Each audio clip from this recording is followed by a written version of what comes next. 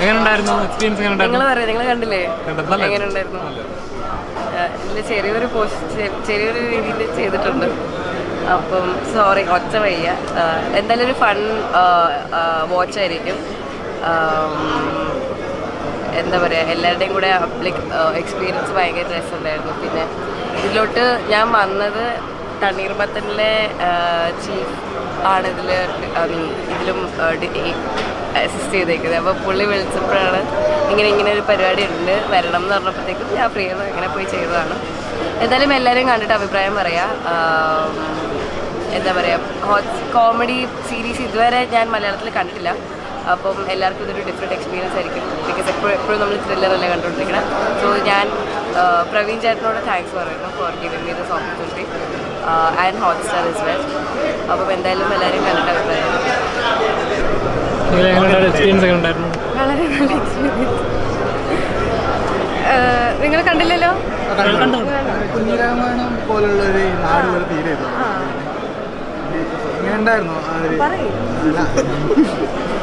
ഇല്ല, ഒരു വെബ് സീരീസാണ് മലയാളത്തിൽ വരുന്ന. എനിക്കൊരു ഹോട്ട്സ്റ്റാറിൻ്റെ 3ാമത്തെ വെബ് സീരീസാണ്. ഇതിന് മുന്നേ വന്നുള്ള ജോണർ പറയല്ല, കുറച്ച് കോമഡി വെബ് സീരീസാണ്. കുറച്ച് എക്സ്പെൻസൻസ് ഒക്കെ ഉണ്ടായിരുന്നു ചില സമയങ്ങളിലൊക്കെ. അതൊക്കെ ഭയങ്കര രീതിയിൽ ഈ വെബ് സീരീസിന് ഒരു ഇമ്പാക്ട് ഉണ്ടായിരുന്നു. അത് ഇതെല്ലാം കുറച്ച് കൂട്ടിയാണ് എല്ലാം ചെയ്തിരിക്കുന്നത്. എല്ലാവരും ശ്രദ്ധിച്ച് അത് കണ്ടു കഴിഞ്ഞാൽ മനസ്സിലാവും. എല്ലാം കുറച്ച് കൂട്ടിയാണ്, നമ്മൾ അങ്ങനെ ഒരു ഒത്തിരി എക്സാജറേറ്റ് ചെയ്താണ് ചെയ്തിരിക്കുന്നത്. അതുകൊണ്ട് എനിക്കറിയാം ഭയങ്കര രീതിയിൽ തിയേറ്ററിലൊക്കെ നല്ല ചിരിയായിരുന്നു. ചില എക്സ്പീരിയൻസ് കാണും. ആ ജയിച്ചു എന്ന് പറയുമ്പോൾ ഒക്കെ ഉള്ളതൊക്കെ ഉണ്ടായിരുന്നു. അപ്പോൾ ഇതൊക്കെ ഇത് ഡയറക്ടറിൻ്റെ തന്നെ. അതെ അതെ,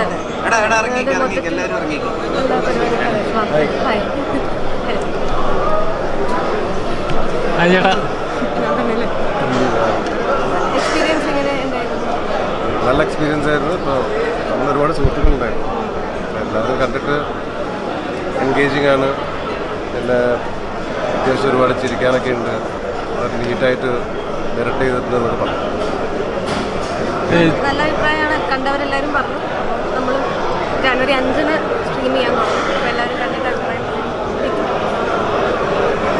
ഇതുവരെ ചെയ്തിട്ടുള്ള കഥാപാത്രം നിന്ന് കുറച്ചുകൂടെ ഒരു അയ്യോഭാവം അങ്ങനത്തെ ഒരു കഥാപാത്രമാണല്ലോ. എന്നാൽ നല്ല ഫണ്ണിങ്ങുമാണ്. അത് അത്രയും നല്ലൊരു പെർഫോം ചെയ്തിട്ടുണ്ട്. ഒരു സിനിമയിൽ നിന്ന് വെബ് സീരീസിലേക്ക് ഒരു തുടക്കമാണത്. അങ്ങനെയൊന്നുമില്ല. ഇപ്പം സിനിമ എന്ന പോലെ തന്നെയാണ് ഇത് ചെയ്തിരിക്കുന്നത്. പിന്നെ അതിലെ കഥാപാത്രം ഡിമാൻഡ് ചെയ്ത പോലെ പിന്നെ അതേപോലെ ചെയ്യാൻ ശ്രമിച്ചിട്ടുണ്ട്. ഡയറക്ടർ പറഞ്ഞ പോലെ തന്നെ ചെയ്യാനൊക്കെ ശ്രമിച്ചിട്ടുണ്ട്. എനിക്ക് തോന്നുന്നു നിങ്ങൾക്ക് എല്ലാവർക്കും ഇഷ്ടമാണെന്ന് തോന്നുന്നു. അയ്യോഭാവം എല്ലാവരും കണ്ടിട്ട് പറയാം, അഭിപ്രായം പറയാം. 5-ാം തീയതി സ്ക്രീനിങ് ആണ്. എല്ലാവരും തീർച്ചയായിട്ടും കാണണം. കണ്ടിട്ട് അഭിപ്രായങ്ങൾ അല്ലെങ്കിൽ ഫീഡ്ബാക്ക് ഞങ്ങൾ എക്സ്പെക്ട് ചെയ്യുന്നുണ്ട്. വെബ് സീരീസ് ആണല്ലോ, അപ്പോൾ ഒരു തിയേറ്റർ എക്സ്പീരിയൻസ് ഡിമാൻഡ് ചെയ്യുന്നു. Web series theatre experience demand അതല്ല, സിനിമയിലാണല്ലോ മെയിനായിട്ട്. എനിക്കാണ് ആദ്യമായിട്ടായിരിക്കും ഒരു വെബ് സീരീസ് തിയേറ്ററിൽ നമ്മൾ മലയാളത്തിൽ സ്ക്രീൻ ചെയ്യണത്.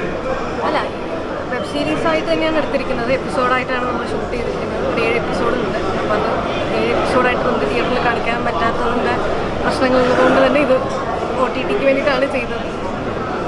വെബ് സീരീസാണ്.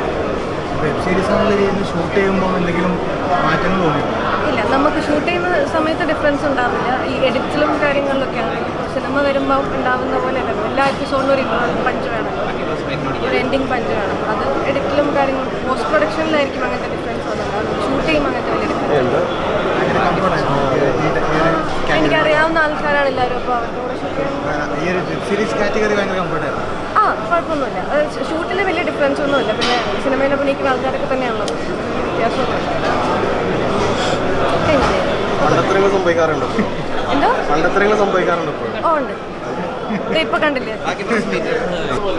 നല്ല ഫിലിമാണ്. നല്ല കോമഡീസും ലൈക്ക് സിറ്റുവേഷണൽ കോമഡീസും കാര്യങ്ങളൊക്കെ വർക്ക് ചെയ്തിട്ടുണ്ട്. തിയേറ്ററിൻ്റെ ഉള്ളിലാണെങ്കിലും നല്ല റെസ്പോൺസ് ആയിരുന്നു. Good, thank you. നന്നായിട്ടുണ്ട്. എല്ലാവരും നന്നായിട്ടുണ്ട്. നന്നായിട്ടുണ്ട്. എല്ലാവരും നന്നായിട്ടുണ്ട്. ആരെയും നമുക്കൊരു കുറവായിട്ടൊന്നും തോന്നിയിട്ടില്ല. പെർഫെക്റ്റ് കാസ്റ്റിംഗ് ഒക്കെയാണ്. ഇപ്പോൾ ട്രെയിലറിൽ പറയുന്നുണ്ടല്ലോ ഒരു തലകർച്ച പിള്ളേരുടെയൊക്കെയാന്ന് പറയുന്നുണ്ടല്ലോ. അപ്പോൾ അതേപോലെ തലകർച്ച പിള്ളേരെ കാണാൻ പറ്റിയോ?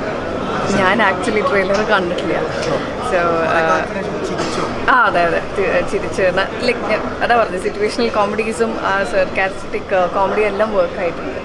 സോ നൈസ്, നല്ല മേക്കിങ്ങുമാണ്, നല്ല ആക്ച്വലി ഇത് ദീപു പ്രദീപിൻ്റെ പ്രവീൺ ഡയറക്ടർ ദീപു പ്രദീപിൻ്റെ പഴയ ബ്ലോഗുകളിലൊക്കെ കാണുന്ന സ്വഭാവമുള്ള ചെറിയ കാരിക്കേച്ചർ സ്വഭാവമുള്ള ക്യാരക്ടേഴ്സൊക്കെ ആയിട്ടുള്ള ഒരു പരിപാടിയാണ്.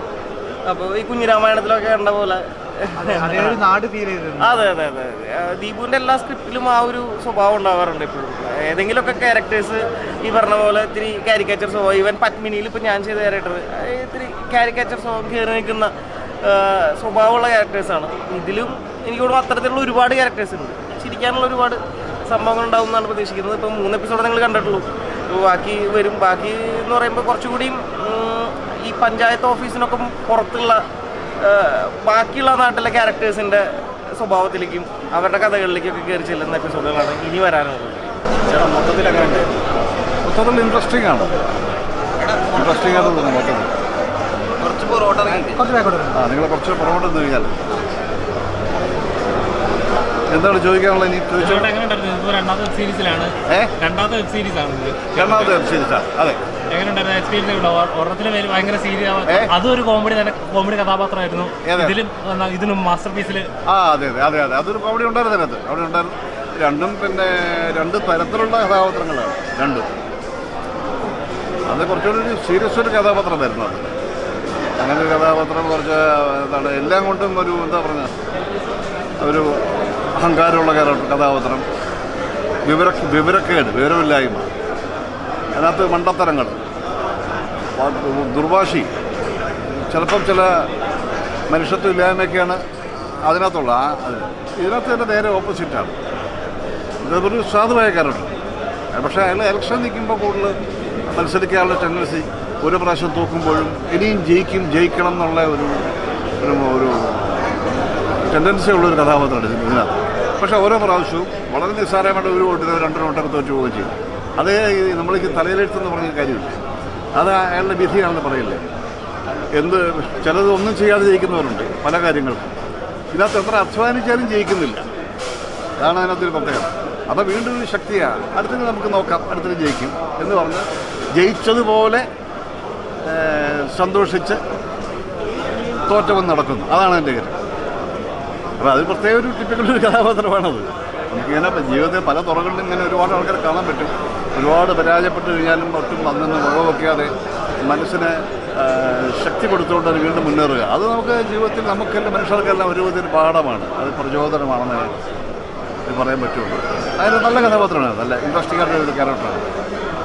ഈ സീരീസിൽ ഒരു ആറ്റിറ്റ്യൂഡുണ്ട്, തോൽവി വന്നാലും നിൽക്കുന്ന ഒരു ആറ്റിറ്റ്യൂഡുണ്ടല്ലോ, അത് എങ്ങനെയാണ് ആ ഒരു ആറ്റിറ്റ്യൂഡിലേക്ക് എത്തിയത്? അതെ, ഞാൻ പറഞ്ഞതാണ്. കാരണം എത്ര തോറ്റു കഴിഞ്ഞാലും എങ്ങനെ ഇവിടെല്ലാം പരാജയപ്പെട്ടാലും വീണ്ടും ശക്തി സംഭരിച്ച്, അല്ലെങ്കിൽ അതൊന്നും കാര്യമായിട്ട് ബാധിക്കാത്ത ചില ആൾക്കാർ നമുക്ക് ഒരുപാട് പേര് നമ്മുടെ ജീവിതത്തിൽ കാണാൻ പറ്റും. അപ്പോൾ ഇന്നത്തെ പൊളിറ്റിക്സ് ആകുമ്പോൾ അത് കുറച്ച് സാധാരണ ജീവിതത്തിൽ നിന്ന് കുറച്ച് നമ്മൾ ഒന്ന് കൂട്ടി എക്സാഗ്രേറ്റ് ചെയ്ത് നമ്മൾ കാണിക്കുന്നു. അതാണ് ഇത് മനുഷ്യൻ്റെ ഒരു മാനസികാവസ്ഥയാണല്ലോ. കാരണം അത് തോറ്റ് കഴിയുമ്പോൾ വളരെ മനസ്സുമില്ലാതെ തളർന്ന് പിന്നെ പല കാര്യങ്ങൾക്ക് പ്രവർത്തിക്കാൻ പറ്റാതെയൊക്കെ പോകുന്ന ഒരുപാട് ആൾക്കാർ നമുക്ക് കാണാൻ പറ്റും. ഇത് അങ്ങനെയൊന്നുമില്ല, തോറ്റു കഴിഞ്ഞാൽ പിന്നെ ജയിക്കുകയാണ്, പിന്നെ ജയിച്ച പോലെയാണ് ആൾ പെരുമാറുന്നത്. അപ്പോൾ അതൊരു പ്രചോദനമാണ്, ഇനിയുള്ള കാര്യങ്ങൾ ചെയ്യാൻ വേണ്ടിയുള്ള ശക്തിയാണ്. ഒരു മെസ്സേജായിട്ട് വേണമെങ്കിൽ നമുക്ക് കരുതാം. നന്നായിരുന്നു, എല്ലാം നന്നായിരുന്നു. നിഖില, സണ്ണി, വിജയരാഘവൻ, അജു വർഗീസ് ഒക്കെ നന്നായിരുന്നു. എല്ലാവരും നന്നായിട്ടുണ്ട്. അവരുടെ റോളെല്ലാം നന്നായി ചെയ്തിട്ടുണ്ട് എല്ലാവരും. മറ്റ് ക്യാരക്ടേഴ്സ് ആണെങ്കിൽ പോലും ഒരുപാട് പേരുണ്ടല്ലോ, അതിനകത്ത് വരെ പലരും ചെയ്തു. എൻ്റെ കൂടെ നിൽക്കുന്ന അതുപോലെ തന്നെ മറ്റേ കുഞ്ഞപ്പ എന്ന് പറയുന്ന ക്യാരക്ടർ പുള്ളിയൊക്കെ നന്നായിട്ട് ചെയ്തിട്ടുണ്ട്. കൊച്ചു ക്യാരക്ടേഴ്സ് എല്ലാം നന്നായി ചെയ്തിട്ടുണ്ട്. അതുപോലെ സന്ദീപ് പോലുള്ള ആൾ എനിക്ക് അറിയാവുന്ന ആൾക്കാർ എല്ലാ ക്യാരക്ടറും ചെറിയ കഥാപാത്രങ്ങളെ വരുന്നവർ പോലും നന്നായി ചെയ്യുന്നുണ്ട്. ഇപ്പോൾ OTT-യിലേക്ക് ഒരുപാട് സിനിമകൾ പ്രൊഡ്യൂസ് ചെയ്യുന്നുണ്ട്. OTT-യിലേക്ക് ഒരുപാട് സിനിമകൾ വരുന്നുണ്ട് തിയേറ്ററിൽ നിന്ന് മാറിയിട്ട്. അപ്പോൾ ചെറിയ സിനിമകൾക്കൊക്കെ ഇതൊരു ഉപകാരമായിരിക്കും. തീർച്ചയായിട്ടും. ഇപ്പോൾ ഒരുപാട് പ്ലാറ്റ്ഫോംസ് ഉണ്ടല്ലോ. OTT ഉണ്ട്, പിന്നെ ഇത് തന്നെ OTT തന്നെയാണ് വെബ് സീരീസ്. അപ്പോൾ അത് നമ്മുടെ സിനിമയ്ക്ക് ഒരു നല്ല ഗുണം ചെയ്യും തീർച്ചയായിട്ടും. അപ്പോൾ തിയേറ്ററിൽ പല പടങ്ങൾക്കും മിക്കവാറും സിനിമകളിൽ ആളില്ല എന്നൊരു വിഷമവും പരാതിയുണ്ട്. അപ്പോൾ അതുകൊണ്ട് ഇങ്ങനെയുള്ള പ്ലാറ്റ്ഫോംസ് അത് ജനശ്രദ്ധയെ ആകർഷിക്കുകയും ചെയ്യും. പിന്നെ നിർമ്മാതാവിനനുസരിച്ച് ലാഭം ഉണ്ടാക്കുന്നുണ്ട്. അവർക്ക് കാശ് കൊടുക്കുമ്പോൾ എന്തെങ്കിലും പൈസ കിട്ടണമല്ലോ. അത് എല്ലാവർക്കും, ഡയറക്ടർക്കാണെങ്കിലും മറ്റു ടെക്നീഷ്യൻസാണെങ്കിലും ഞങ്ങളെ ആക്ടേഴ്സാണെങ്കിലൊക്കെ ഒരു നല്ല ഒരു പിന്നെ സന്തോഷമുള്ള ഒരു മേഖല തന്നെയാണ് ഇത്. ഒരു പിടിവള്ളിയാണെന്ന് പറയാം. നല്ല വ്യൂവർഷിപ്പുമുണ്ട്. ഇപ്പോൾ ഈ പബ്ലിക്കൊക്കെ ഇതിനകത്ത് കാണും. പക്ഷേ ഒരു കാര്യം എന്ന് പറഞ്ഞാൽ അതിനകത്ത് പിന്നെ നല്ലതായിരിക്കണം, കണ്ടൻറ്റ് നന്നായിരിക്കണം. അത് നമ്മൾ തിയേറ്ററിൽ പോയാലും മറ്റ് ടി വിയിൽ വരുന്നത് കാണിച്ചാലും OTT വന്നാലും ഒക്കെ ഈ സംഗതി നന്നാവണം. അല്ലെങ്കിൽ ഒന്നും ചിലപ്പോൾ ആരും കാണില്ല. അത് മാത്രമേ ഉള്ളൂ അത് പ്രധാനമായിട്ട്. അത് ഇവിടെ കൊണ്ട് റിലീസ് ചെയ്താലും ഗുണം ഉണ്ടെങ്കിൽ മാത്രമേ, ക്വാളിറ്റി ഉണ്ടെങ്കിൽ മാത്രമേ ആൾക്കാർ ഇഷ്ടപ്പെടൂ. അതാണ് വ്യത്യാസം.